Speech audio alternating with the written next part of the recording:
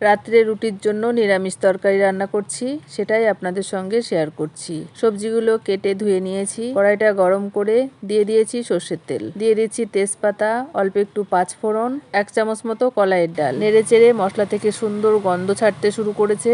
এবার কেটে রাখা সবজিগুলো দিয়ে দিচ্ছি। দিয়ে দিচ্ছি পরিমাণ মতো লবণ, হলুদ, দিয়ে দিচ্ছি 1 চামচ মতো চিনি। নেড়ে চেড়ে নিচ্ছি। আমি কয়েকটা কাঁচা লঙ্কা সবজির সঙ্গেই কেটে দিয়েছি। নেড়ে চেড়ে মিশিয়ে নিয়ে একটা ঢাকনা দিয়ে ঢেকে দিচ্ছি। সবজিগুলো সিদ্ধ হয়ে গেছে। নেড়ে চেড়ে কিছু সময় রান্না করে নিচ্ছি। আমার পেজে বা চ্যানেলে নতুন হয়ে থাকলে পেজটিকে ফলো, চ্যানেলটিকে সাবস্ক্রাইব করার অনুরোধ রইল। দিয়ে দিচ্ছি 1/2 চামচ আদা জিরে বাটা। নেড়ে চেড়ে মিশিয়ে নিচ্ছি। তরকারিটা প্রায় হয়ে এসেছে। দিয়ে দিচ্ছি 1/2 চামচ ঘি।